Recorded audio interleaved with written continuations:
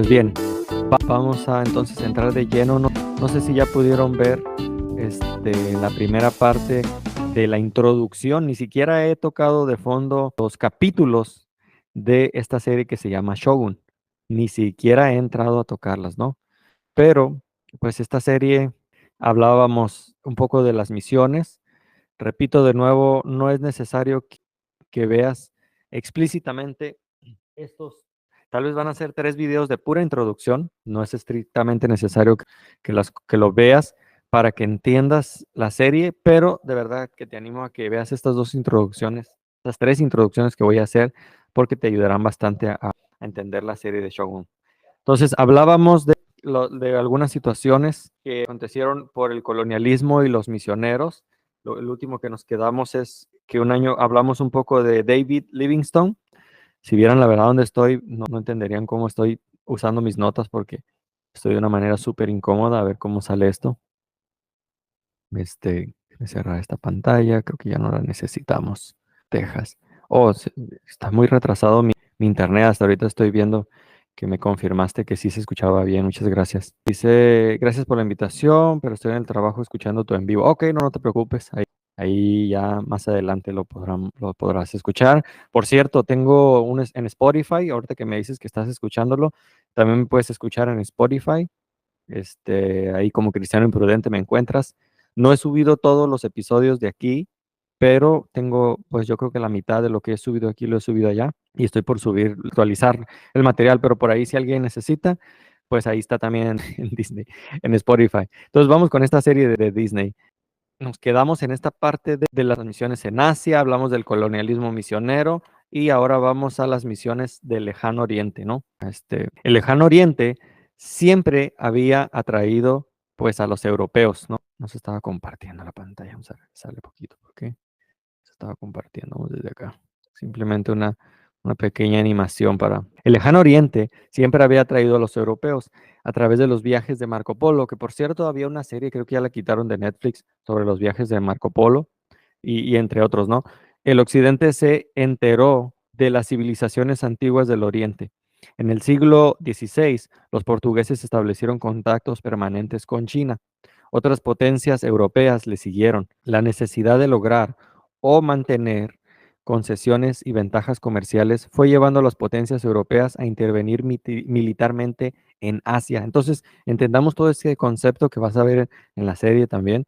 Al comenzar la Primera Guerra Mundial, casi toda Asia estaba bajo el dominio colonial. Entonces, había una relación entre este colonialismo y el hecho de que todo el mundo estaba envuelto en la guerra de 1914, que hablé en el primer video. Junto con la expansión política y económica, marcharon los misioneros, unas veces a la par de los colonos y otros atrás de o delante de ellos.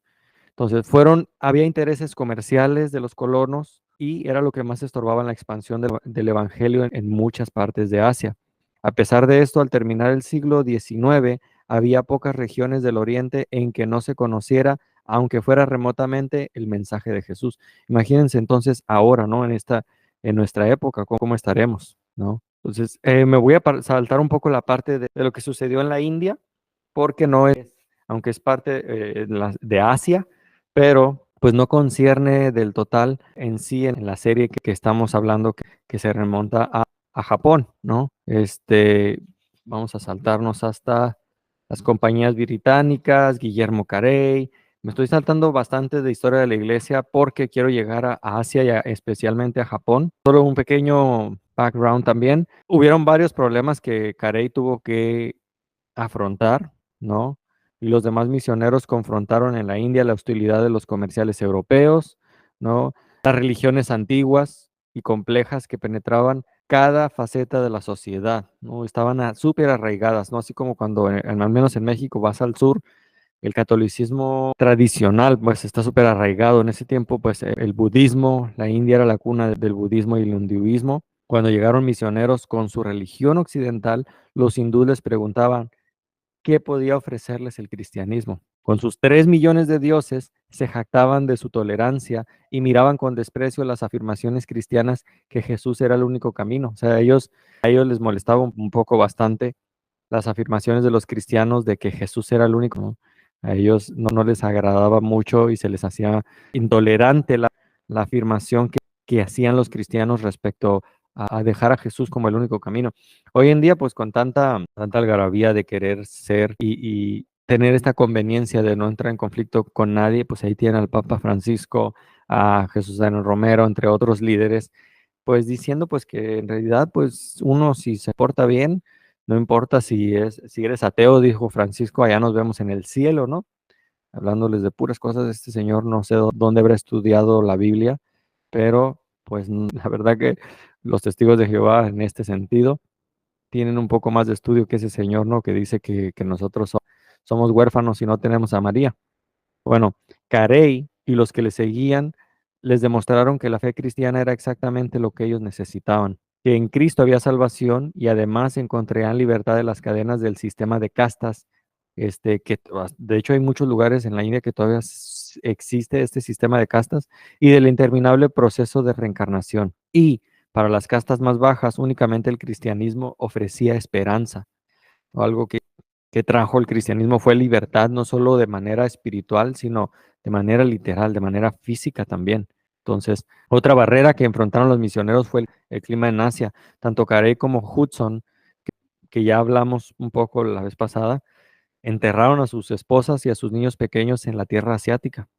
La obra misionera no era para enanos espirituales en ese tiempo. Estaban dispuestos a pagar un precio muy alto. O sea, habían tres barreras en Asia: la hostilidad de los comerciantes europeos, la oposición de las religiones antiguas y el clima de Asia. Al final del siglo XX, solo del 3 al 4% de la población profesaba la fe cristiana, el 80% de los cuales residía en el sudoeste del subcontinente donde Tomás supuestamente plantó la iglesia en el primer siglo. No se cree tradicionalmente hablando que fue Tomás, la Biblia no lo menciona, pero algunos afirman que ahí murió, ¿no? El apóstol Tomás. Luego pasamos un poco más a la Asia sudoriental: Vietnam, Laos, Camboya.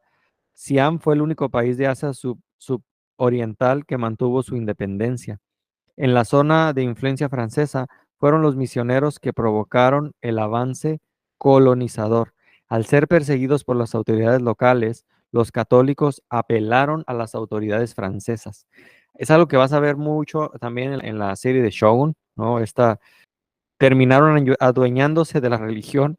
Los monjes siguieron el patrón tradicional de juntar a los creyentes en aldeas católicas. De hecho, hay una sección, creo es en el segundo capítulo, porque hay monjes verdaderamente interesados en que el catolicismo se expanda, y aclaro, catolicismo, no cristianismo, donde hacen pues esta mancuerna. Los papas ponen reyes y los reyes ponen papas, ¿no? Entonces entran en pues en este juego de ganar donde dice: yo te entrego a este protestante y tú me permites poner aldeas, poner capillas católicas para adorar a Cristo, no, para seguir pues teniendo este garbo de veneración a las imágenes. No lo voy a decir incorrecto porque luego se me enojan mis amigos católicos. Luego, entonces vinieron muchos misioneros americanos, a Adoniram Hudson, ¿no? Híjole, aquí voy a saltarme también a Hudson porque hubieron bastantes cosas que pasaron aquí que no tienen que ver con Japón, pero es interesante. Ojalá después puedas ver la historia de Hudson.